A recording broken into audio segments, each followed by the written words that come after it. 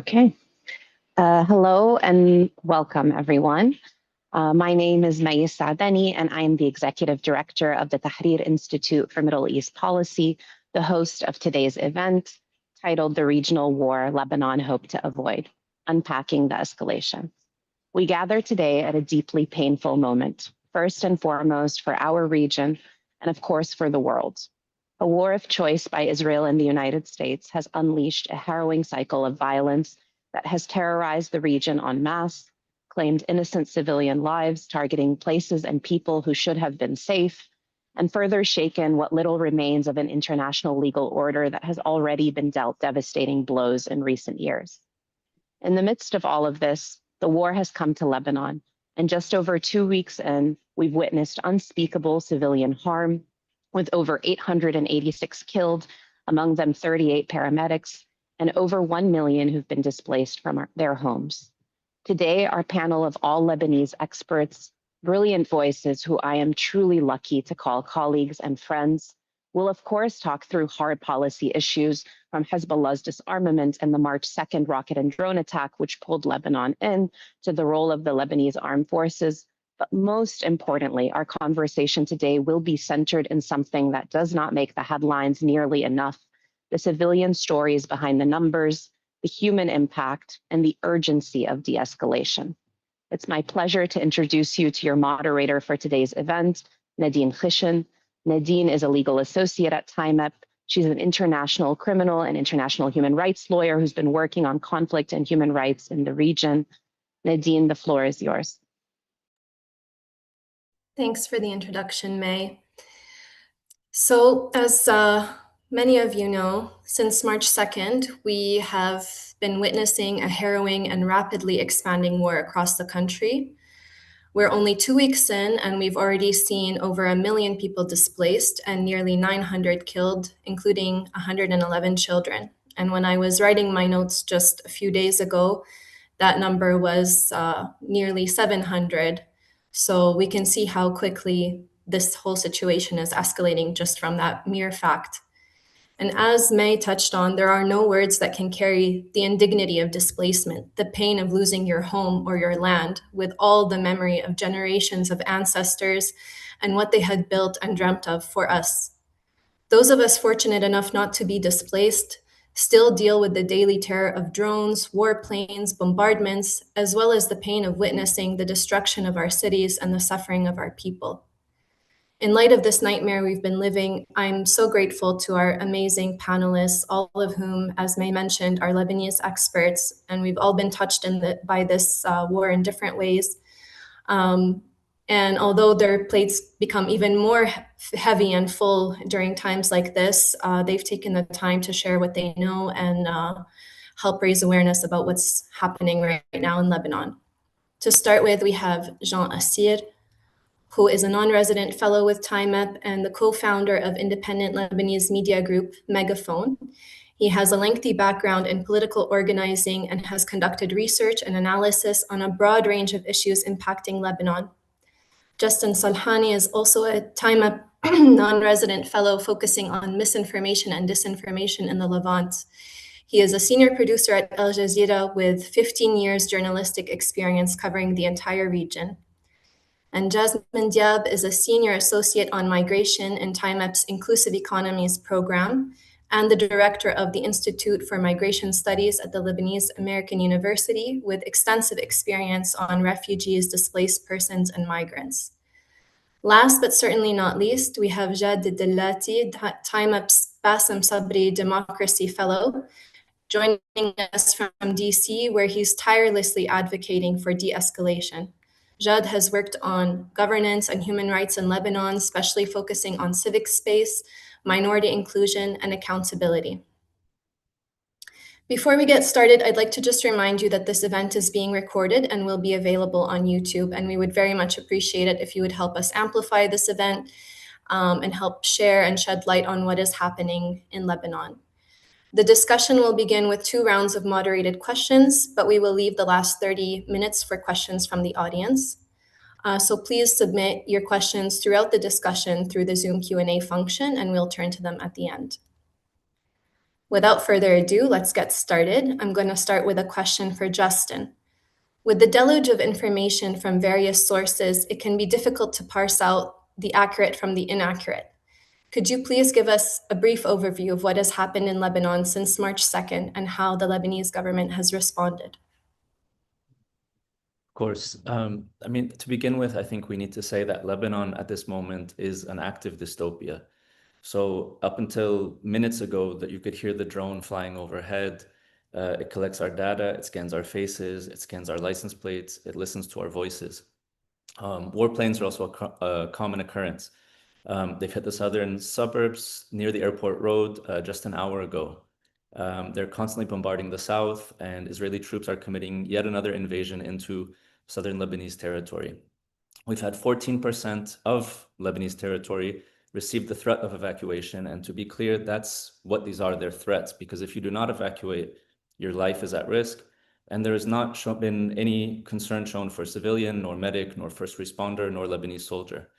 To add to the dystopia, these orders are delivered in Arabic, quite possibly using artificial intelligence mapping or programs. They're delivered on the social media platform X. The maps often include mistakes, hence the AI connection. And the man delivering them is an Israeli army official who was recently replaced, but he continues to deliver them because he just has such a large following and people know where to go to get those announcements. You asked about what's happened since March 2nd, but it's important to note that the drones were present before this. The evacuation orders were not uncommon either, and that there was never, a good faith effort to maintain an actual ceasefire by the Israelis, who had over 15,000 violations of that ceasefire. So now getting to March 2nd, we have had, as I mentioned, mass evacuation threats, leaving over 1 million people displaced, and that's just the people who are registered. The number is likely much higher. People are sleeping in hotels or rented apartments if they can afford it. If not, they might stay with family or friends. And if they don't have that luxury, they stay in overcrowded schools. So once again, children are left without direct access to education. I've been told by aid workers and others that these centers are strictly for Lebanese at this moment, leaving Syrians, Palestinians, other foreign laborers without access to aid in the same way. And meanwhile, the state has done what little it can in such a mass event with 20% of the population displaced. Various ministries are working to provide for the displaced, and the government has taken the decision to declare Hezbollah's military actions illegal, though it has very little means of seemingly enforcing it at this moment in time. Despite these efforts, tens of thousands of people are falling through the gaps. Many have told me that they feel the state, I'm talking about people I've spoken to during, doing reporting on the streets, have told me that they feel the state has not been present prior and now. And of course, these are built on structural issues that go back years, including economic crisis. So to ask for a mass mobilization when you have 20% of a population displaced is quite the feat. And from what I've heard, aid workers are saying that many in government are trying their best, but it's nowhere near enough. We have to add in the fact that the US aid cuts that have happened over the last year or so have had a major impact on the sector. So now on the ground, we're seeing daily attacks across the country in the south, the Bekaa, and on Dahia, as well as a handful of attacks that have hit central Beirut, including one that struck just 6 minutes from where I'm sitting right now, 6-minute walk. There's genuine fear on the ground of long-term occupation, or at least mass wanton destruction by Israeli forces of villages in the south and communities and cities and towns. The international community has pushed Lebanon into this place where now there are these concerns about rising internal tensions to push to disarm Hezbollah, while Israel continues to attack and threatens to occupy large swathes of the country. The government, I assume, is thinking about how to appeal to the international community by standing against Hezbollah in this point, which is also something that should be said, which I think many in the country agree on, that there needs to be an answer for how to move forward in this. I think there were many people who didn't agree with Hezbollah's decision to enter into or re-enter into this conflict. However, there's huge pressure from outside, and I think the thought process here is that if there's an appeasement to get the US to pressure Israel, that could stop the war, while inside the LAF, the Lebanese Armed Forces, has said repeatedly that they fear if they push too hard, the army could fracture. Meanwhile, we have many analysts, many who don't live here, though some who do, that are insisting that the threat of internal strife is exaggerated or non-existent. And all I can say to that is that I wish I shared their confidence. So the situation on the ground is quite dire, quite desperate, and fracturing at the seams. Thank you. Thanks for that harrowing response, Justin. Moving now to Jad. As Justin has just mentioned, we've seen unprecedented levels of displacement in a very short period of time, beginning with and especially impacting folks from the south of Lebanon. Could you please describe what has taken place in the south, how people received evacuation orders, and their reactions to the threats in their areas? Yeah, I mean, you mentioned it, Nadine. What we've seen since the 2nd of March has been a wave of mass displacement at a speed and at a scale unlike anything we've ever seen before. And that is telling in the Lebanese context, given how many times this country has experienced displacement in the past 30 years alone. On the 2nd of March, after Hezbollah fired rockets into Israel, Israel immediately responded with a wave of attacks on South Lebanon, on the southern suburbs of Beirut, and on the Beqa Valley. And these attacks were coupled with mass evacuation orders for more than 50 villages and towns south of the Litani River. And only 2 days later, that order expanded to include the entirety of the south of the Litani region. So in the first 3 days of the war alone, more than 8% of to be evacuated. That is about 850 square kilometers of March. Just an Arabic spokesperson, extremely humiliating and deep hours of the morning in Lebanon to the streets. Of course, there was no formal coordination between state institutions in Lebanon. There were no safe corridors guaranteed. Of course, most people left under bombardment, and hence there was no protection either. Most families left with just the things they had on, leaving everything behind. Some people walked from the south to safer areas.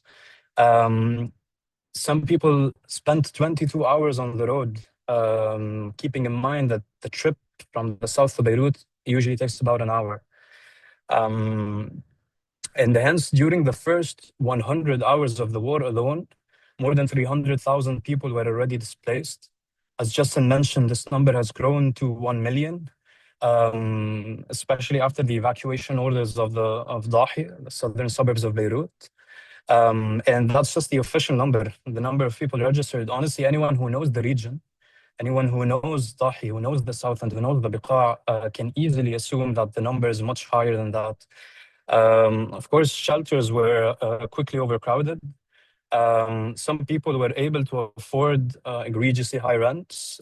Some people had other homes. Some people had family or friends that they stayed with. But for many people, they either couldn't afford rent, they were denied access to some communities by landlords, and had to shelter either in their cars, sleep in their cars, or shelter in the streets. But even that has proven unsafe, given that on the 12th of March, an Israeli airstrike targeted displaced people sleeping in tents on the Ramnat al-Baida beach, killing many of them.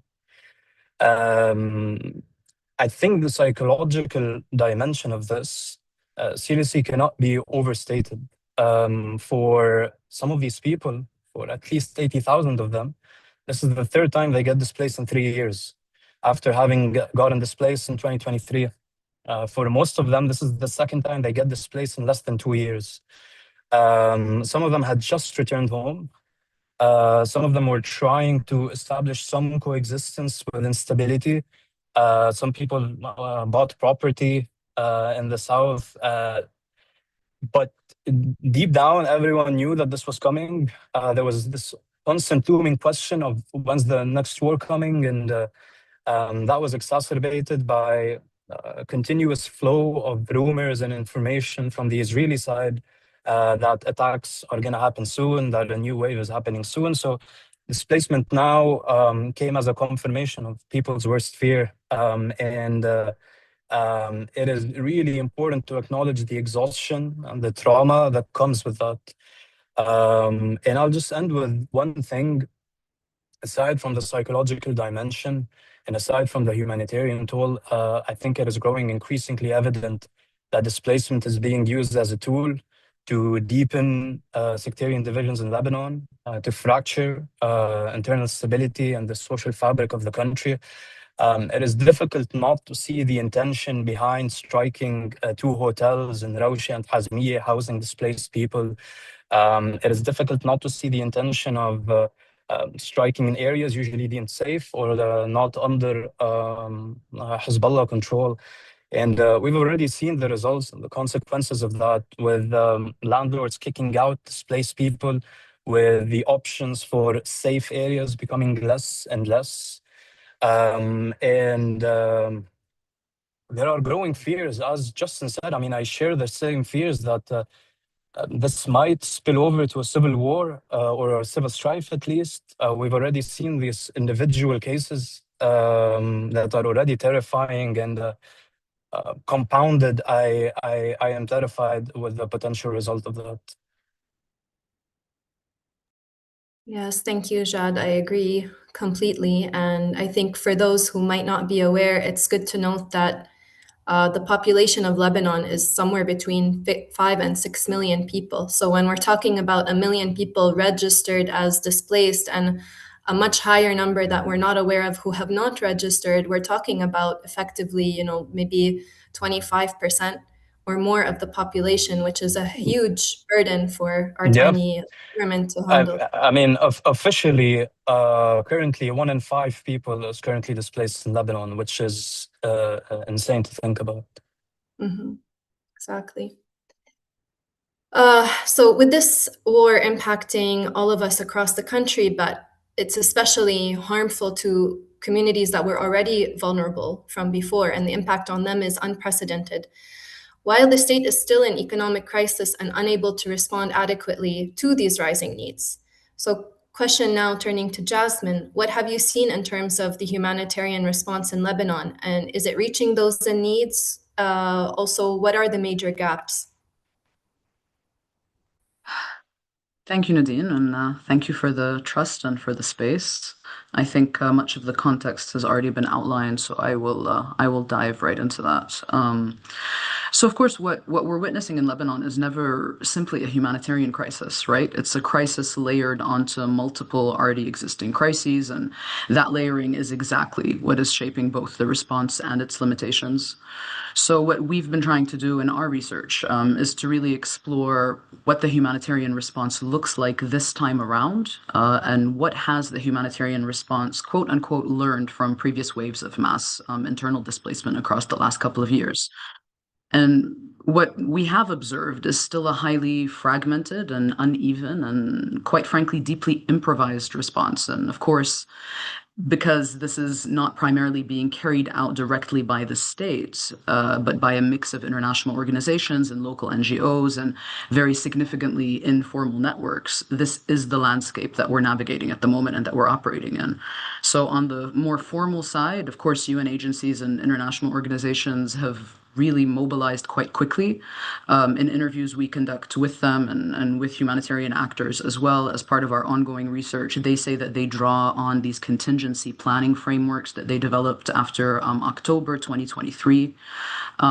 We've seen the opening of collective shelters and distribution of food and hygiene kits, and really attempts to coordinate and consolidate displacement tracking, maybe this time around a little bit more than previous times across the last couple of years.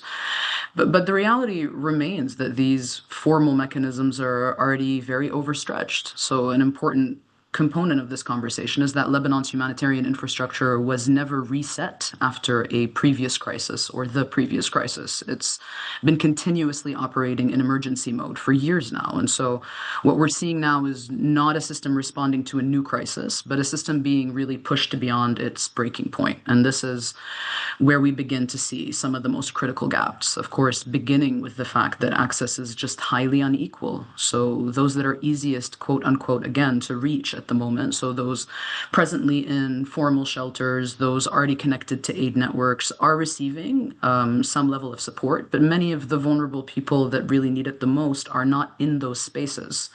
Of course, migrant domestic workers, undocumented individuals, refugees living outside of camps, persons with disabilities, elderly individuals, anyone with any intersectional vulnerability and those types of consideration.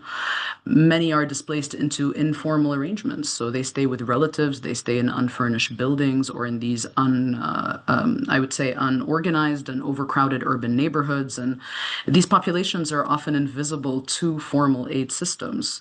And this invisibility is not incidental anymore because we've been having this conversation consistently. It's starting to appear structural. So it really reflects this long-standing hierarchy in Lebanon's humanitarian landscape about who is counted and how, who is registered and isn't, and who ultimately really is considered eligible for assistance.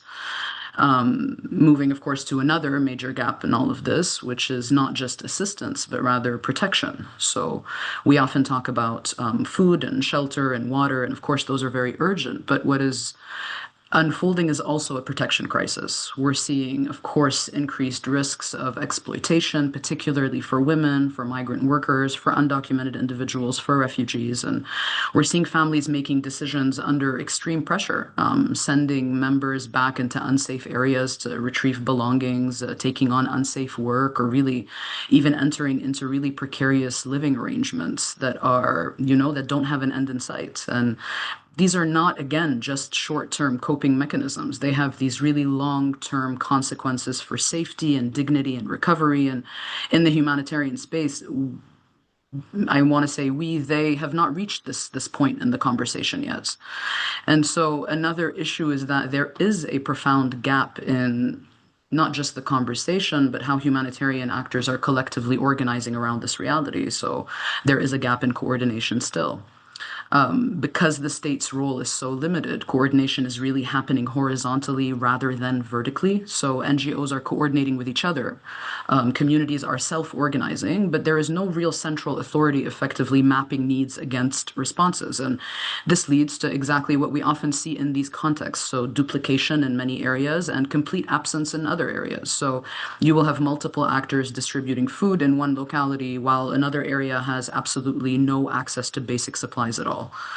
And I think finally, and this is critical, we need to really talk about the emotional and psychological dimension of this response, because many of those responding, particularly within local organizations, are themselves affected. So they are displaced and they are worried about their own families, and yet they are also on the front lines of the humanitarian response.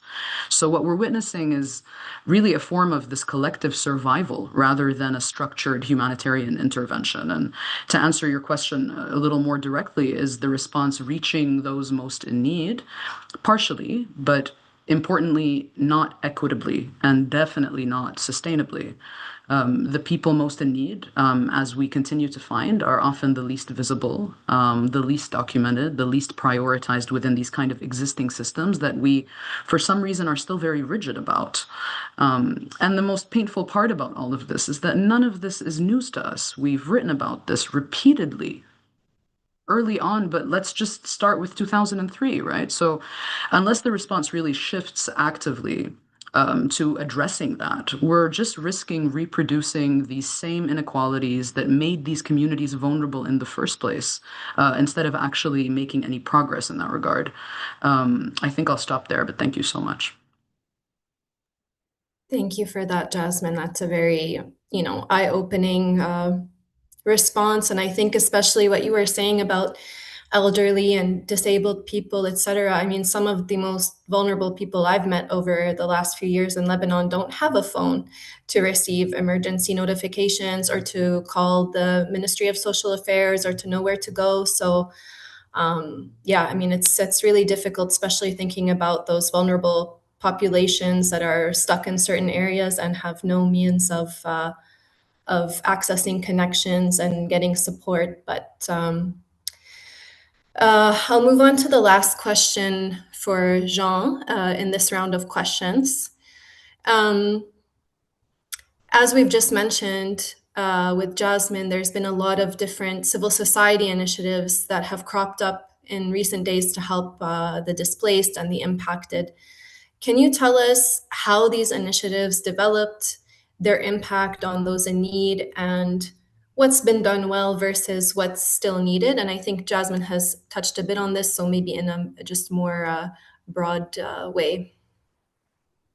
Thanks, Nadine. I'll try to echo what Jasmine and the rest of my colleagues said because most of it has been already covered. What I should start by saying is that it's the same scenario that gets repeated from the Beirut port explosion to the 2024 war to also historically all the tragedies and crimes that have been perpetrated against Lebanese society. It's pretty much always civil society that deploys itself very fast through informal networks of solidarity at the very grassroots level, and that kind of made us avoid the worst kind of scenarios. We're still living a nightmare. We still have people in the streets. Out of the million displaced, there are still thousands who are in the streets today who don't have shelter. But to just put like a slight note of hope, I would say that it's still amazing after all these years and all the setbacks that was faced by civil society in Lebanon, that there's this energy and this stamina and this ability to deploy fast overnight in times of catastrophes like this one.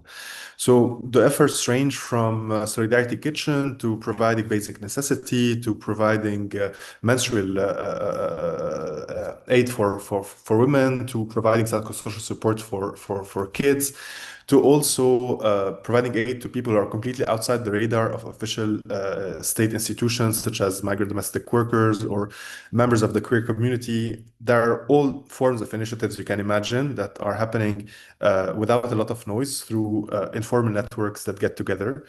Some of these networks were created also in the wake of the 2019 uprising. Following the economic crisis, there was also a natural, very organic set of solidarity network that had to be deployed because people were in need. Same for the COVID-19. So we're also kind of inheriting this infrastructure, which was gradually built organically since the economic collapse of 2019. What I would like to echo one more time is that we still didn't recover from the 2024 war. So when I say we, I'm talking obviously as a society. We still have villages on the border area that are completely destroyed. Reconstruction was not allowed there. It was actively fought against by Israel. Any attempt to rebuild even makeshift homes or construction material was targeted by the Israeli Air Force. And a lot of people have not returned. So we're talking about two waves of displacement happening within a time frame of a year and a half. Some of those who already couldn't return to the south have been pushed further north. And there's a dynamic that is extremely scary and without doing comparisons that are misplaced. But in Gaza, there was this constant back and forth where people were asked to go to one area and then go to the other area. And one cannot ignore the threats that were made to turn Dahi into Khan Yunis and the entire areas that are like half of Manhattan being turned red overnight, which basically means a mass displacement overnight of people. So what I'm trying to say is that not only we were not ready, but we were still facing the consequences of a very early war that happened a year and a half ago. On top of that, I'd like to also build on what Justin mentioned, which is that civil society has been weakened over the past 5 years by the cut in aid. A lot of those organizations that provide a lifeline for a lot of people have lost their funding overnight. And this was done haphazardly by the decision of the US administration. And also other European donors followed because they felt less in need of supporting. So they also cut some of their funds. So we're talking about the civil society that is lacking human resources because of the mass immigration of the last few years, that's lacking funds, and that also is trying to struggle within the intricate political considerations of the country. It's no surprise that Lebanon, like any other country, is a country that's divided, is a country where you have tensions. And today, it's even more difficult to navigate those internal political and sectarian tensions at a time where we technically need to open all available schools, all available public places. Now it enters the reality of territoriality, of the sectarian tensions, of some people being welcome in some areas and others. So I think with all those parameters, I would say, despite all the pain that we're seeing, I'm still amazed of how this effort was deployed in less than a few days. I still think we need much more. If we compare the aid that was received in the Beirut port explosion, or even in the last war, with the aid that was received today, it's a fraction of it. Everybody I'm talking to in terms of community initiatives and NGOs that are supporting are suffering from lack of funds, because this war, Lebanon is kind of in the periphery. It's not really the main headline. There's the Iran war, there's the attacks on the Gulf. So the attention is not fully on Lebanon. And this also means less support, less funds, less global mobilization. So that's definitely something that that needs to be addressed as soon as possible, because as a lot of you already expected, we all foresee that this is going to last for at least several weeks, if not months. The final thing I'd like to say is that the state response was, I would say, less disappointing than usual. It's still disappointing. It's still not enough. It's still chaotic. It still misses a lot of blind spots, but it kind of learned from some of the mistakes of the last of the last war. So that was kind of faster deployment. But then again, I mean, there are clear considerations. For example, one interviewing one of the people following the case in the Ministry of Social Affairs, there were shelters available, but in areas that would eventually create sectarian tensions. So the displaced people themselves would not be comfortable going there. So there's the added layer of Lebanon's intricate sectarian map that makes things even more complicated. I'll stop there. Maybe one last thing to say is that, to echo what Jasmine was saying, is that it's also very unfortunate that a country that has been facing wars for the past 50 years still doesn't doesn't plan ahead shelters that are not schools. It's always the educational system that's being mobilized to absorb the vast amount of displaced people, which is also creating another crisis, a crisis of access to education for both the displaced and for the people who attend those schools. So we're gonna stop there because there would be a million other things to mention. Thanks, Nadine. Thanks so much, Jean. I mean, yes, this is very important as well. The fact that we now, with all of these crises that we've endured year after year after year, how many days of school children have been missing, how this has impacted their ability to progress. And, you know, we don't want to have a lost generation or anything like that. So let's hope it's over sooner than later. We're going to move on to the second round of questions, but I just want to remind everybody that after this, we'll be turning to questions from the audience. So if you can please use the Q&A feature on Zoom and send us any questions you would like the panelists to answer. So now I'm going to turn back to Jad. Jad, if you can please talk a bit about what the situation was like in the South before this latest escalation, if people had managed to return to their homes. I think we touched on this a bit. And what was the state of everyday life there before this latest escalation? Also, if you could talk about any potential consequences now that this part of the country is being targeted again. Yeah, I appreciate the question, Nadine, because it seems that the answer to this question is being left out from the discourse on the current war. And understanding how the situation was like before March 2nd is fundamental to understanding this war, because the ceasefire period was certainly not peaceful in South Lebanon. Since November of 2024, so since the ceasefire agreement was signed, there had been near daily military operations, Israeli military operations in South Lebanon. Those range from airstrikes to drone attacks to artillery shelling to controlled demolition of houses. And these operations claimed the lives of more than 330 people, including children and including entire families. And on top of that, the IDF maintained what it called restricted access zones, 5 of them in South Lebanon, and prevented not only the inhabitants of the lands who suddenly saw their lands occupied, but also the Lebanese armed forces from getting close to them. It's important to acknowledge that literally a month ago, in February of 2026, the Lebanese army soldiers were shot at when trying to establish an outpost close to the Lebanese-Israeli border because it happened to be close to one of the 5 occupied hilltops. We had already seen more than 80,000 people before this war. They couldn't go back to their homes either because they were destroyed or because they were occupied or because it was too dangerous to go there. Anyone who was getting close to the border or getting close to one of these 5 hilltops was getting shot at in an unofficial attempt to establish a buffer zone or a no-go zone across the frontier even before the war started. And on top of that, satellite imagery and international assessment showed that mass destruction happened during the ceasefire period. Between October of 2024 and January of 2025 alone, so around 3 months into the ceasefire, more than 10,000 buildings were destroyed in South Lebanon. These included houses and businesses and municipal buildings and heritage sites.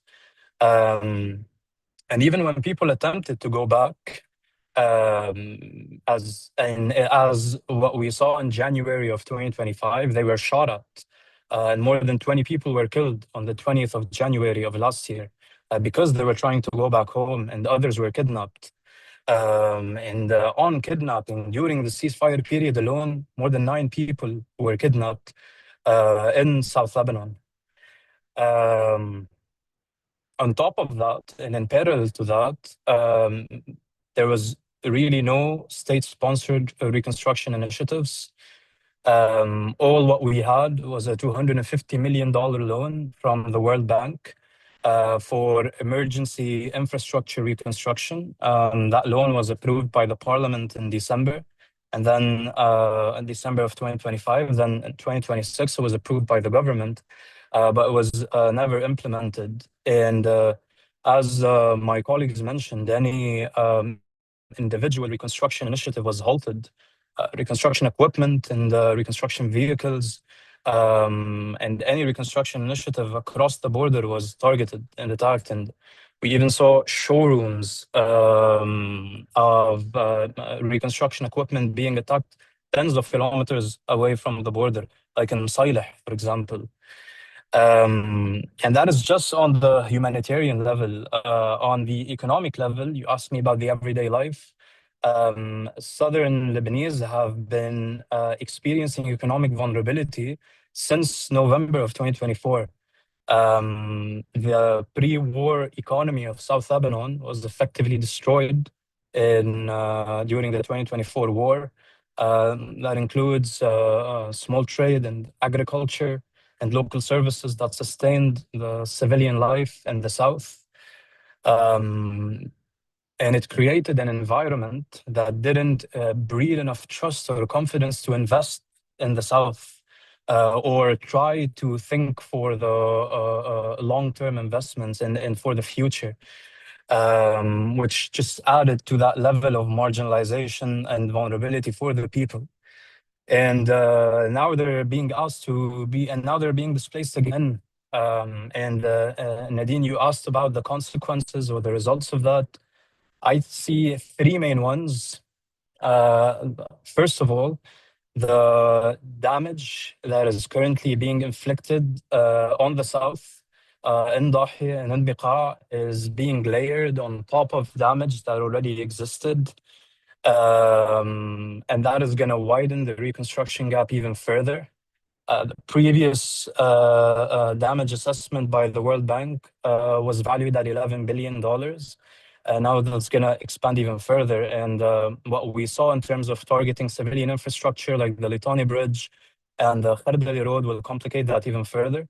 The second result is that when this war ends, displaced people will go back with even lower financial resources, lower morale, and less income.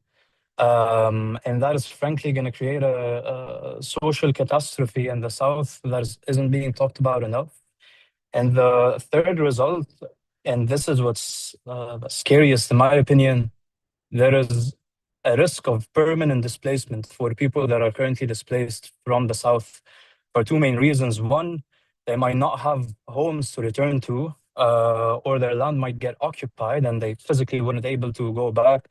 But if the land doesn't get occupied, many of these people will, as much as we romanticize this idea of returning even to rubble, many people won't be able to survive if they return to the south now with really no infrastructure to support surviving. And many of them will be permanently displaced, and that's going to have horrible and permanent consequences and demographic results on Lebanon as a whole. Yeah, absolutely, Shad. Thank you so much for that very nuanced response. And it's extremely scary to think about a prolonged situation of forced displacement and another illegal occupation. Moving on to Justin, we've also seen a lot of rampant misinformation and disinformation coming from all sides during this escalation, including things like prank calls on folks warning that their area will be targeted, while in some other cases, calls have turned out to be genuine, obviously adding to the psychological torture and impacts.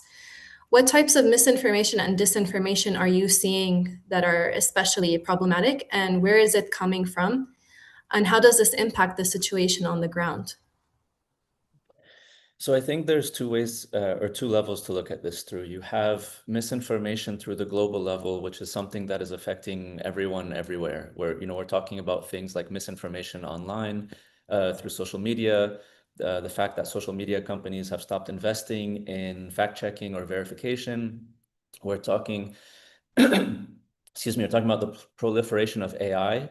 And so how this is spreading misinformation as well. So this is a base to say that the general conditions are already not extremely positive. And then now we're adding in the local conditions. We can start off, for example, let's start off with Israeli claims. For example, very recently, the Israeli army spokesperson, or the guy who used to be the spokesperson, as I mentioned, was still giving us the information because he has a large online following, recently claimed that Hezbollah is transporting weapons in ambulances.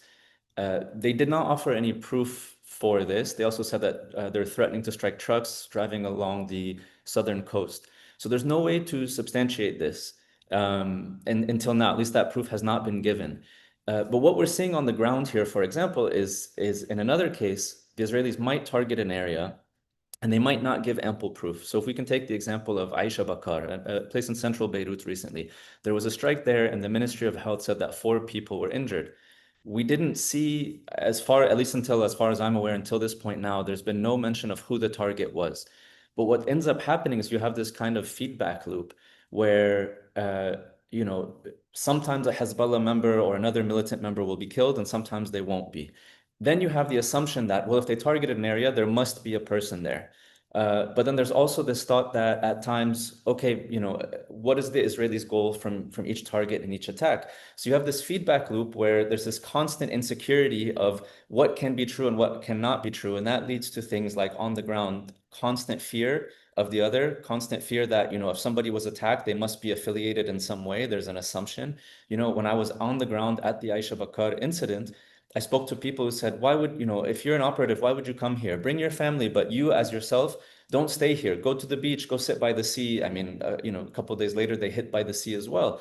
But the point being that the fact that there was a strike has led certain people to believe that there was an incident now, and that alone could be used as a tool of war. And we don't know one way or another what's verified and what's not. You mentioned the prank calls, the false warnings. All these things, I mean, we're contributing to an environment whereby people start to lose trust in one another. Jean spoke very much, and as did others, of sectarian considerations. And it's not just sectarian, but it's also, I think there's sometimes, there are genuine fears, but there's also excuses to exert pre-existing discriminations at times as well. And so what you end up seeing is that people come to clash towards one another, and it raises these tensions that have already been simmering because of years and years of not dealing with structural issues within the country. Specifically on the issue of prank calls, for example, one came to my neighbor the other day. Because of the source and everything like that, we assumed it was false. But how certain can you be in such an environment, right? I'll give another example. A friend of mine sent a prank, thankfully, but sent a message in a certain way that was formatted that said, this message has been deleted by the Israeli military. And, the initial reaction is a bit of panic. And I kind of followed up really strongly saying, can you please tell me what this is? Is this a joke or not? Looking at it clearly with clear eyes, with hindsight later, it obviously is a joke. The lack of capitalization, the way the message was delivered, et cetera, et cetera. I don't know if they have that technology, but again, we're playing in our minds here. The psychological effect that Jad had spoken to before is at such a level that panic is very easy to maintain. And I had reached the level where I started considering telling my wife, leave the house and go in a different direction. You go right, I'll go left. And, these are from basic little things like that. This is the sort of environment that we're living in. So in these times of stress, we're already rampant and willing to receive these means of information in these different ways. I want to address as well Telegram groups. A lot of people have started getting information through Telegram. And there's a report recently in the Samir Kassir Foundation collaborated with some other researchers. And what they essentially did is showed that the one incident in particular, which was an attack in Nabishit and the Bekaa, where Israelis had come over the border in helicopters, reportedly dressed in Lebanese army uniforms and possibly in Hezbollah-affiliated medics uniforms as well. This story spiraled out of control. And the way that this happened, and Skies did a very good job, or Samir Kassir Foundation did a very good job of breaking this down, essentially showing that different Telegram groups will use each other to verify their own information. So you have a feedback loop playing there. So for example, one group will report it, another one will pick it up. The first group will see it reported in the second group, that they've reported a claim or a rumor. And because they've seen it in a second group, they'll claim that that is verified. And so what we ended up happening was this account which seems to be, and I mean, it's hard to say, it seems to be this very exaggerated account of what happened, but was reported as if it was fact because there was a feedback loop. And that loop, according to this report, also jumped across a language barrier into Hebrew and back into Arabic. So we're in an environment where verification is extremely difficult. Not to mention that what's happening on the ground, the conditions are not safe. I mean, journalists have been killed in Lebanon covering the events. And so to get people on the front lines is very difficult due to the level of destruction, the evacuation demands, particularly of the south. And then particularly in many of these deep border towns, we have very little information coming out. Some Lebanese media is reporting it. Some local journalists have, are or have been on the scene at different times or have sources and maybe get information through Hezbollah or other officials. And then we have the official communications from Hezbollah and the Israelis, but it's hard to get independent verification that is not very shaded and one-sided necessarily. So it's really hard to get an idea of what is happening on the ground. And then on top of all this, going back to this idea of AI videos, what we're seeing now is instances where it's hard to differentiate between what's true and what's false. Early AI videos were very easy to distinguish between what was real and what was false. Maybe not for, excuse me, the boomer generation or something of that nature, but, you would look at your parents' videos and be able to say, oh, this is obviously fake. I've seen journalists who I know personally who have high standards of verification, who have integrity, have started to share fake content, fake videos, fake images, because the level of sophistication is getting to a level whereby now the old means of verifying certain things. For example, on social media, maybe you only follow people that you have great faith in. Well, if one of those people are tricked, suddenly, that threshold has been broken down. So we're in a space where this information and misinformation is really running rampant. Yeah, absolutely. I mean, even for myself, I find that any news that pops up, I'm running to Google it to make sure that it can actually be verified. I don't trust any videos that I see anymore. So yeah, I mean, it's very discombobulating in the midst of all of this. Turning now to Jasmine, we already spoke a bit about the humanitarian situation, the mix of informal and informal aid. So just to, I would love to hear anything else that you've noticed, especially about vulnerable populations in the midst of this and any gaps in the aid they're receiving. And particularly if, if with all these informal initiatives and everything, if that if you feel that this in any way would remove onus or responsibility from the government to be doing its part to help persons impacted in the country. Thank you. Thank you, Nadine. I think, yeah, definitely this builds very directly on what I was just discussing. If we were to summarize what's missing right now, firstly and foremost, we do not have a response that is systemic, inclusive, or forward-looking. What we have is a response that is still reactive and fragmented and heavily reliant still, even with these contingency plans, on a lot of improvisation. And while that improvisation has been really remarkable in many ways, it's not a substitute for governance. And maybe let me start with the relationship between formal and informal support that we're looking at right now, because this is really at the heart of what's happening. In Lebanon, informal systems have always played a critical role in the crisis response. So families, communities, religious networks, local initiatives, they mobilize quickly. They are trusted and they often reach people that formal actors cannot. And we see that again now, and very powerfully, of course.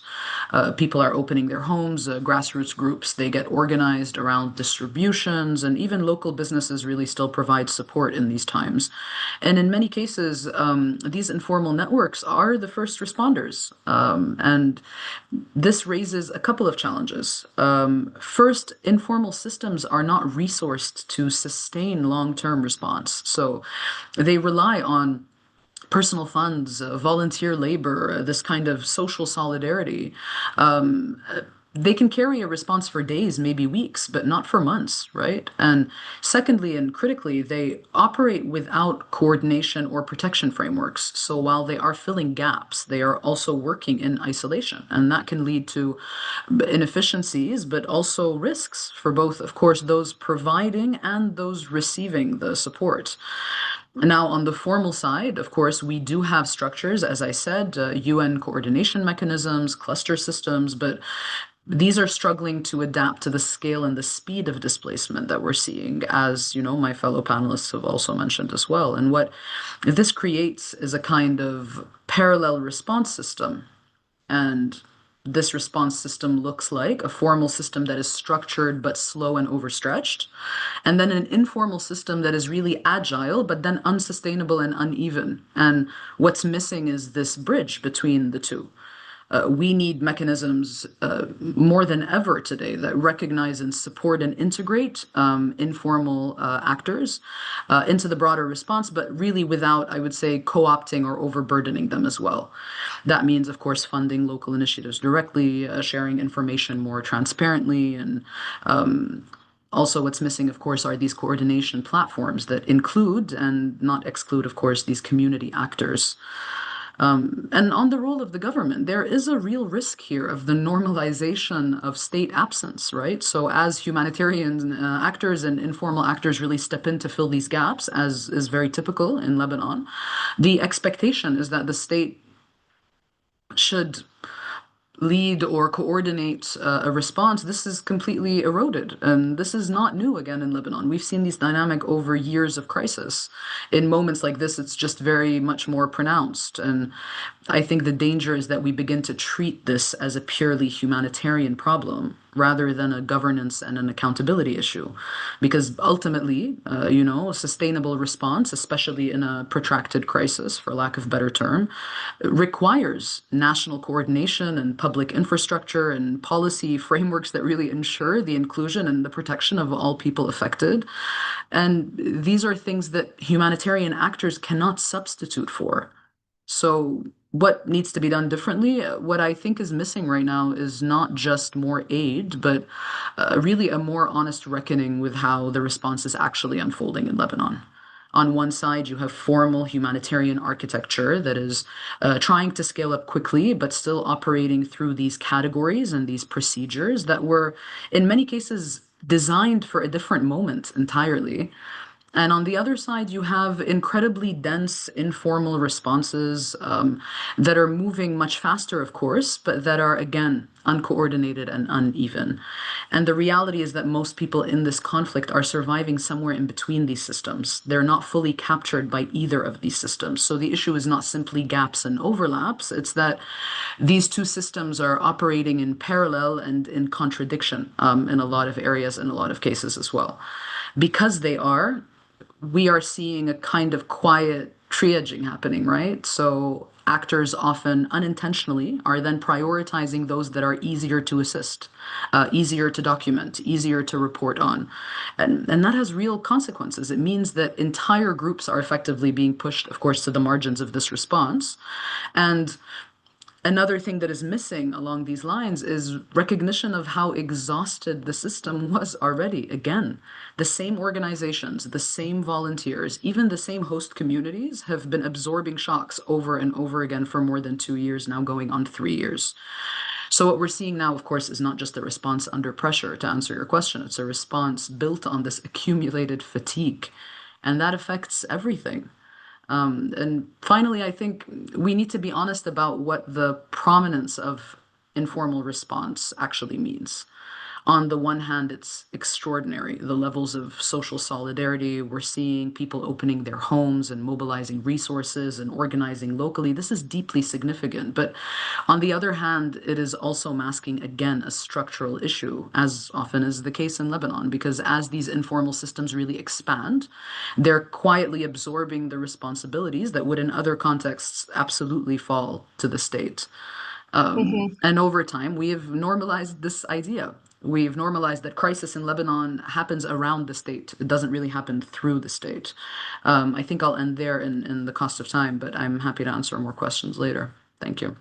Absolutely. Yeah, I mean, on the one hand, I do feel that all of these informal initiatives and efforts have shown the solidarity between Lebanese citizens and people residing in the country, which definitely helps with the, easing tensions a bit. But we want people to be fully covered and have all their basic needs met and their basic rights achieved. So a lot to work on that front. For the last question, I'm going to turn to Jean. What has been the reaction of the international community to what's happening in Lebanon, and what more should governments be doing both to support Lebanon but also to stop the intensification of this war? Yeah, I'll try to be short because I'm standing in the way of the questions from the audience. I think the question should be, what has the international community do since the ceasefire in November 24? Because that's really the crux of the matter. The Lebanese government, we can criticize it as much as we want, but has assumed its responsibility, and it's part of the deal after the ceasefire. There was historic statements regarding the monopoly of arms. There was a deployment of the Lebanese army, southern Litani. There was actual seizing of weapons, in addition to a lot of gestures that were done, going in the direction that the government and its army are ready to regain sovereignty over the entire Lebanese territory. How were those efforts rewarded by the international community, and particularly by the US? There was nothing that was done substantially to tame Israel on the other side. So we have more than 10,000 violations of the ceasefire, 300 people, more than 300 people killed over this last year. It's also worth noting, not to defend them, but that Hezbollah did not respond over that year and a half, right? And then all of a sudden, it becomes the failure of the government to fulfill its obligation, the inability to regain control over the sovereignty of the country, etc. What was done practically, materially speaking, to provide the Lebanese army with the means of implementing a state policy of regaining control over its territory? Not much. More than that, there was also kind of indirect discrediting for the efforts of the government as a reformist government as well, because the whole focus became on disarming Hezbollah, also putting aside all the other efforts that were going in the direction of fastening and speeding up the recovery of the country through economic reforms. It also didn't help build the credibility of this government. So the real problem is really what preceded March 2nd. Again, not defending at all Hezbollah. I think it was a totally reckless decision, and unfortunately, it confirmed once more that the real command is tied to the Revolutionary Guard. Unfortunately, whatever we would think exists as a kind of the Lebanese segment that has Lebanese and Shia Lebanese consideration is much weaker when it comes to the military command, which goes directly to Iran. But let's put this aside. What has been done to strengthen the Lebanese army? What has been done to provide more credibility to the Lebanese government when it's facing the people of the South and telling them we're present and we're here to defend? Not much. So in a sense, the crisis was engineered by this inaction or by this lack of proactive measures that were done to tame Israel on one side and to give the government the means of being an actual alternative to Hezbollah. And it's also important to say that like as much as this war is going to last, the initial sentiment of recklessness that followed the 6 rockets that were fired by Hezbollah on March 8th, this is going to be a souvenir. It's going to be an old memory because the reality we live in is Israel's indiscriminate strikes. It's Israel targeting the entire country. It's Israel threatening to annex 15% of the country, or at least invade it before anything else. So I think if there's one priority today, it's one message for the international community is to avoid at all costs a scenario of occupation that would last, the scenario of above the Litani River becoming a de facto buffer zone, because not only this will re-legitimize Hezbollah, but it will spill over the entire country. The country is at the brink of civil conflict. The country is in an extremely difficult transitional phase, with also a neighboring Syria that is in a very sensitive transitional phase. So we have an explosive cocktail, provided that all the southerners cannot return because of a de facto occupation of their land. So I would really urge particularly the people who are within the ecosystem of the US State Department to really understand that it's not just a Lebanon problem and Lebanon sovereignty problem. The spillover is going to be much bigger than what we can expand. The kind of stability that will emerge out of a potential occupation of southern Lebanon is something we can't imagine yet, and it's not something that anybody can foresee or control. On the other hand, there is more incentive towards the Europeans to actually find a settlement because Europe is at our borders. So any potential mass-scale instability and mass displacement from Lebanon means waves of refugee. So here there are more interlocutors that would be willing to have a conversation, but the real deal is happening in the US. The on and off button is in the US. It's the US that is able to put an end to the madness that Netanyahu has launched 2 years from now, from the genocide in Gaza till the last war, or decide to continue expanding this reckless military expansionism of Israel. Thanks so much for that answer, Jean. Okay, so now we're going to start taking questions from the audience. I'm going to turn back to Jad. Jad, since you're in the diaspora at the moment, if you could touch on what are ways and places that diaspora can advocate for Lebanon, especially those located in places like DC, London, and other major hubs around the world. Yeah, so for a bunch of unfortunate reasons, we have more Lebanese people living abroad than in Lebanon, but in this case, can actually be leveraged through different means. I think one is direct political access. Many people in the diaspora, many people with dual citizenships, can access legislative offices with specific tasks. There are people already doing that. People like me are already doing that. So similar messaging, similar group messaging can certainly help, and constituent meetings can certainly help, given the considerable number of Lebanese people and Arabs in general living abroad. And pressure, so coupled with mobilization on the ground, can certainly add pressure to that and can at least push some policymakers to act. Another way is reframing the perspective towards Lebanon. As you've probably seen, Lebanon has kind of been, and what I've seen in my meetings here is that Lebanon has been absorbed in this regional war and sometimes looked at as a proxy of the war between the US, Israel, and Iran. It is important to highlight the crisis that is unfolding in Lebanon because it deserves attention. It deserves its own spotlight because of how catastrophic it is. I mean, even the Israeli leaders are separating the two fronts. And that can happen in many ways, either through media, through op-eds, or through mobilization on the ground. And I would say, thirdly, there are plenty of very talented people, very talented Lebanese people working in the legal field or in the media field or in international organizations like Amnesty or Human Rights Watch, who have a role to play in documentation as much as possible. Collecting data now helps, if not now, for the future.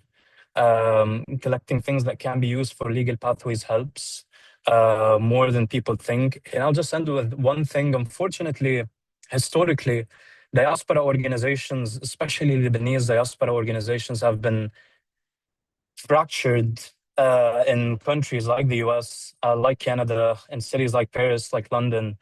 And as much as we're seeing divisions in Lebanon that naturally reflect on these diaspora organizations as well, there are common grounds. The catastrophe in Lebanon deserves unifying and deserves unity, and especially on unjustified or inexcusable atrocities that are being committed. Thanks so much, Judd. So we have a bunch of questions, and some of them are quite complex. We are, researchers and analysts definitely can't tell the future, but we'll do our best to give an educated answer to some of the questions here. So there was one I'm going to direct this one to Justin. It discusses the continued operations of Hezbollah in the south. And so how could the Lebanese government properly convince the international community in Israel that it will be able to control the situation? I think a lot of what Jean said is relevant here, that the international community are not entirely, but very heavily responsible for the situation that we're in now anyways. So even going back to that point, I think the Lebanese government was put in a near impossible position from the start. So in the sense of gaining international credibility, the question is, does the international community want Lebanon to gain, this credibility? They've gone above and beyond and done things that are within their power, and probably done a few things beyond their power. And I think one of the things that I have a concern for personally is that some people in Lebanon and outside have pointed to the example of Egypt and Jordan as areas that have peace agreements with Israel, and then have, at least until now, not been attacked by them in the last 2 years in this wider ongoing conflict, let's say. The fear I have about that is also, one indicator that could lead us into a very problematic place. And one of those happened yesterday when the government effectively banned the use of the word resistance for Hezbollah. Now, regardless of how you feel about Hezbollah as an organization or not, I think when we start to get into the space of now we're policing, media and newspapers and that sort of languages that we want to use here, we're veering into a space that is really uncomfortable. Do you know what I mean? I don't want to suggest this is a slippery slope or anything to that nature, but if this is the sort of demands that the government has to do, if it comes to a place of repressing the freedoms of the common Lebanese that are not even necessarily connected to Hezbollah, whether they may be or not in this case, but then I think that becomes quite problematic. So the question is, what in what way has the international community engaged with Lebanon in good faith? There's been no means to hold Israel to account in any such way. Like Jean said, the off button, on off button is in the US. I think that a lot of what I've heard from various diplomats is that the Lebanese government has shown themselves to be serious. They find them credible, but there's been an echo of pundits as well as, let's say, right-wing American officials, congressmen, what have you, that have pushed the opposite. They've taken the Israeli version of events and gone with it and run with it. So I'm not sure what the government can do beyond what they've been doing, which is continue to push for disarmament, continue, this declaration to declare Hezbollah's military actions illegal was a big step in trying to gain that faith.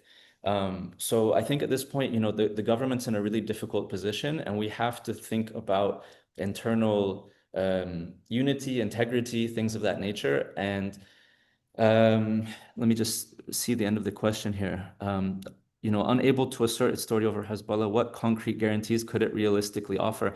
I'm not sure, unless the international community steps in to provide that help. France has done some of that, saying that they will step in and aid the LAF to disarm Hezbollah if need be. But I think that there needs to be just a lot more support for the LAF, for the government, and there needs to be support from the international community to hold Israel accountable so that we're on an even ground for good faith. I don't want to say negotiations necessarily, but for good faith agreement, ceasefire, halting of aggressions or anything to that nature. Thanks so much, Justin. Okay, I'm gonna, just because we had a couple of questions about accountability pathways. So I'm just gonna briefly touch on this as the lawyer in the group, and then please jump in if you have anything to add. But basically, I know there's been a big push now for the Lebanese government. I mean, this Lebanese government had only been in power for less than a year. And so maybe there was a lot of additional reforms that we were hoping to push for that we hadn't gone to yet, including the push for Lebanon to join the International Criminal Court, because if we joined the International Criminal Court, then we could bring cases against other countries or actors for violations in Lebanon. However, this hasn't been done yet. There's also both the internal, domestic, and international accountability. So for instance, the Lebanese state has responsibilities towards its people now in this time of crisis.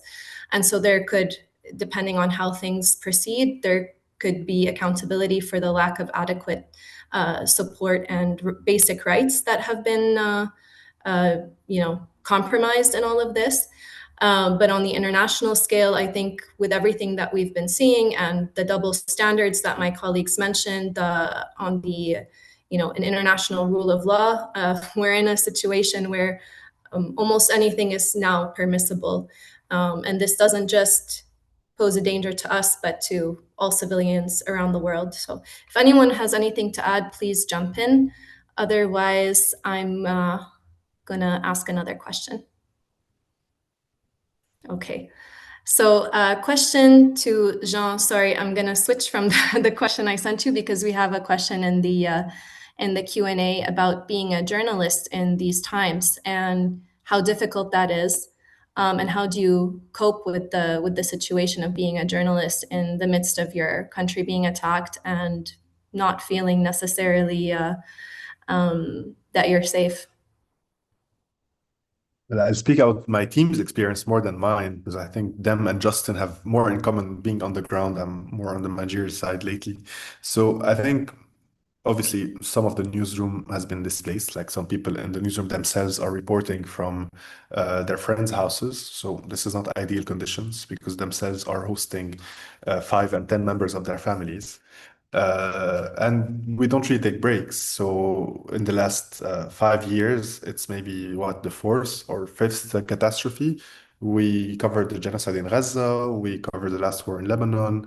Obviously, a lot of things happen in between. So this rush of images that are unavoidable for a journalist sitting on their desk is something that we experience very differently than the average person in their house because It's literally your job to scrutinize every single piece of information, every single image, as horrible as it looks and as distressing as it is. It's part of the job. What we do at Megaphone is every year we try to allocate sizable budget for the support of well-being of our team and the mental health, and that's not quite common in the journalism sector, but that's something that we try to do because we know that there's a cost, and even if it's not shown now, it will be shown later. Like people internalized all those very traumatic images. But I leave it to Justin because really he's much more on the ground, so I think he has more insight on this level. Just briefly, I think there's many sides to this, but I think one thing is it can be cathartic to act in a time like this. I know for people in the diaspora, it's really difficult to watch this happen again and again, even if you feel directly physically safe. The mental toll can be quite a lot. And obviously that's in relation to the people that are first and foremost suffering on the ground, displaced, under attack, have been killed or lost family or loved ones. But this right now, it's a sense of adrenaline. I think, we're still in the early phases of this, of it coming back, at least to the full country, rather than just, the Deep South where this was ongoing the entire time. So the first part is adrenaline. And once that adrenaline wears off, then it becomes a question of how do you manage, how do you take days off? Where do you go to keep your mind straight when there's a drone flying over your head, when you still can hear the warplanes, when you have to take care of family and loved ones, and you're worried about their own mental health as well. So I think we're in a constant state of alert, and in a way, a very difficult time, and maybe even a harder time will come even afterwards. I remember in the times where we felt that, okay, this is going on in the south, but in Beirut we felt relatively safe. We were still waiting for that time where we would hear another explosion. We were still trying to figure out, okay, how do we deal with this? There's been no collective way. So I don't have a good answer for that. But it's a constant effort. It's another thing that you have to keep an eye on. Thanks so much, Justin. Okay, I'm going to ask one more question to Jasmine, and then a question that I hope all of you could just give a very 30-second to 1-minute answer to.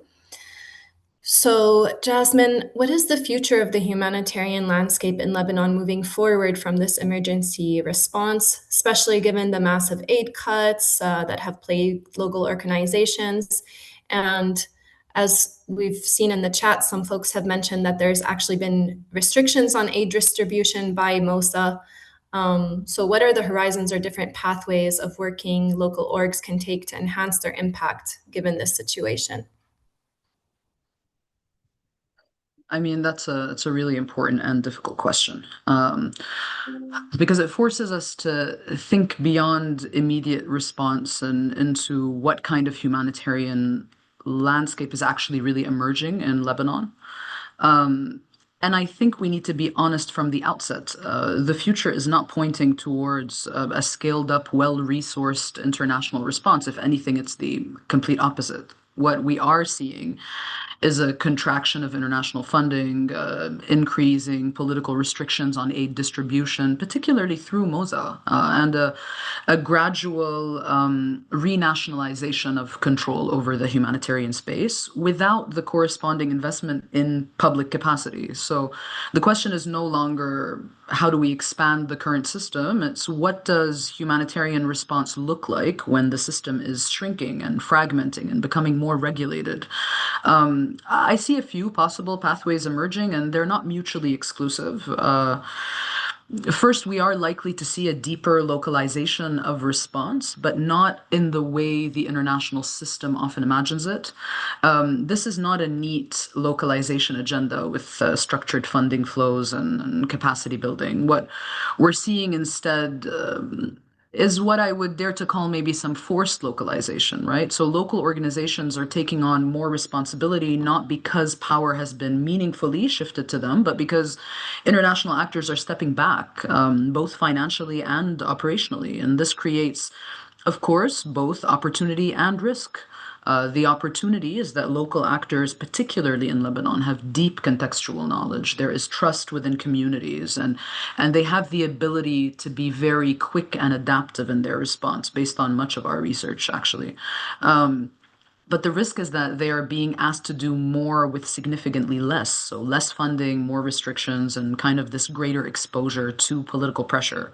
So one pathway forward is not just localization, but it's more strategic localization. And that means local organizations forming stronger coalitions rather than, the way things are done now, where they operate very much in isolation. So pooling resources, sharing information, and presenting maybe more of a unified front in negotiations with donors and state actors as well, because fragmentation is one of the biggest vulnerabilities right now.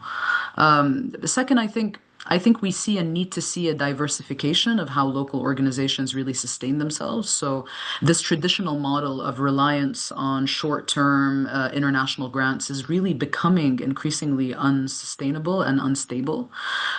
So organizations are already starting to explore alternative pathways, partnerships with diaspora networks, private philanthropy, even social enterprise models with a lot of organizations that we speak to, and also kind of these hybrid forms of programming that really combine service delivery with also these income generating activities. And we see a lot of successful models also as well in Lebanon of this. And so this is not about replacing humanitarian funding, but about really reducing this total dependency on it. Third, and I think this is critical in light of MOSA restrictions, and to the question, there will need to be a rethinking of how aid is framed and delivered in Lebanon. We may see a shift from highly visible, large-scale distributions to kind of this more decentralized, community-embedded form of support. Working through trusted local intermediaries, right, and focal points, smaller scale interventions, and also these approaches that are less administratively exposed, but rather maybe still principled, which is something I think the humanitarian space is struggling with at the moment.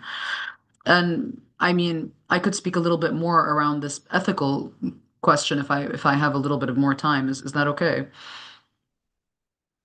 So, I mean, on this point of ethics, as it pertains to the question, how do organizations really navigate restrictions without reinforcing exclusion? Going back to who is included in all of this, how do they maintain humanitarian principles, especially impartiality and independence, within this increasingly constrained political space? And I think this is where collective advocacy really becomes very essential. No single organization can push back effectively on these restrictions alone, but coalitions can. And I think finally another pathway, and I think this is often overlooked, is really investing in data and visibility. One of the reasons exclusion persists is because certain populations remain uncounted and unrepresented in formal systems.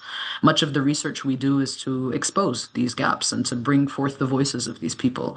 Local organizations are often the ones who have access to these communities. So strengthening this community-based data collection and documentation and evidence building and participatory research is a very powerful tool, I think, not just in programming, but also for advocacy and for resource mobilization as well. And finally, we do have to talk about sustainability in a broader sense. What are we seeing now? And how does this help us see a shift from emergency response to what is effectively permanent crisis management? The future of the humanitarian landscape cannot be built only around this kind of short-term relief. Again, this is not new. It has to engage with these long-term questions, particularly for Lebanon, as we continue to see this as the reality in the long term. So, of course, livelihoods and social protection and access to services and everything in between. And that brings us, of course, then to conclude to the role of the state again. I mean, because while local organizations can adapt and can innovate and can fill gaps, they cannot replace governance. And I cannot insist on this enough. There is a real danger that as international actors withdraw and local actors then stretch themselves further, that we normalize this model where humanitarian response operates indefinitely in place of public responsibility. So to answer your question, Ralph, more, specifically, the future of the humanitarian landscape in Lebanon will likely be more localized and more constrained and more uneven. I think the challenge is really ensuring that this shift does not become another form of abandonment moving forward. But yeah, I could speak to this forever. Thank you for the question. Thanks. Thanks so much, Jasmine. Okay, one last question. If everyone could answer in about 30 seconds, that would be great. In the midst of all of this, it's a difficult question. In the midst of all of this, what still gives you hope? We'll start with Jad. It is honestly our saddest trait, which is our people's very stubborn refusal to stop functioning. It is people like my fellow panelists here. It is a single mother from Adaise whose husband was killed, but still sold her house to be able to afford 2 rooms in Alai to protect her children. That's what gives me hope now. Thanks, Jad. Justin? Yeah, I think the thing that gives me hope is that radical opportunity is always possible. And we need to build coalitions. This isn't just a Lebanon problem. This is an everywhere problem. The things we talk about with drones overhead, this technology is spreading fast and wide. Autocracies, democracies, whatever. I won't go on a long rant about it. But so the possibility that we can build connections transnationally with people like us who have the right values, who want to stand up against things, and the fact that it's clear that at least within certain groups and certain communities, an awareness is developing of these sort of crimes and issues that are being imposed upon people in Lebanon. So that's what keeps me going. Thanks, Justin. Jasmine? I think I've been given enough space, but I mean, what a big question to end with. I would answer it carefully without really romanticizing, of course, the crisis itself. But I think what gives me hope right now is certainly not the situation. We have to be honest about how difficult and unsustainable it is. But the ways I think people are still choosing to act within it is very hopeful. So what we're seeing across the country is an extraordinary density of everyday solidarity. And that kind of response really tells us something important, that even in a system that is failing to respond equitably, people are still actively refusing that failure in their everyday actions. And another thing that gives me hope is also this growing clarity, especially I think among local actors, about what is not working.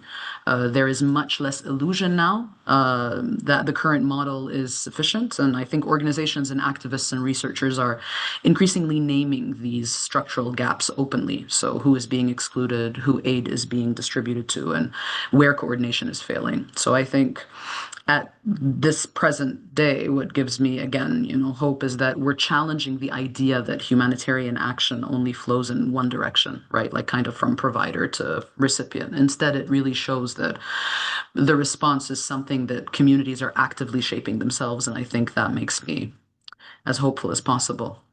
Thank you. And Jean? I mean, in addition to the solidarity that I'm seeing on the ground every day, I think what gives me hope is that there's the growing audience that is looking for nuanced discourses and nuanced opinions, and that's something that's I wouldn't expect at a time of such polarization, be it globally or in Lebanon. There are a lot of people who are looking for a more intelligent, nuanced way to look at this, being able at the same time to integrate that. Israel is posing really an existential threat on the territorial integrity of the country, but at the same time not indulging in narratives that feed the Iranian regime, at the same time reasserting our right to resist and to defend our land. I mean, all of those are true at the same time, and a lot of people are seeking that kind of discourses and are endorsing it. And this is something I can sense from the engagement with our content at Megaphone. And yeah, the level of awareness that I'm witnessing among young people when it comes to this war and the clarity is something that gives me hope, at least about the next generation. Thank you so much. And I agree with Jad. You all give me hope, and the stubbornness of the Lebanese people and not accepting to quit and just in general, the fact that it seems like the tides around the world are finally starting to change and people are waking up. So thank you so much to our panelists and everyone who joined us, and I'll turn it over to May. Thank you, Jad, Justin, Jean, and Jasmine. Thank you for a deeply rich and sincerely human conversation. We don't have enough of those in the policy space. Thank you, Nadine, for your expert moderation. And I want to note, at a time in which all of you are living these issues firsthand, thank you for sharing your reflections with us. Thank you to the Time Up team that made this event possible. And thank you to the audience for your thoughtful questions and your engagement over the last 90 minutes. Today's conversation is part of an urgent commitment by Time Up to cultivate a coalition of policy voices advocating clearly and unequivocally for an end to this war, while centering the discourse in the civilian lives this war has devastated and will continue to devastate if it continues. It's also part of a larger commitment to program on Lebanon, which we have proudly worked on since 2019 here at Time Up on key issues from political reform to the path to accountability to the question of what a justice-centric reconstruction and recovery process looks like. I invite you to keep following along with our work on our website, social media channels, and our newsletter, which you can subscribe to on our website. I hope that you walk away from this conversation today galvanized, not to forget Lebanon, and more center this conversation and conversations like it in the human cost that is all too often left out of the headlines and out of decision-making spaces. Thank you all for joining us.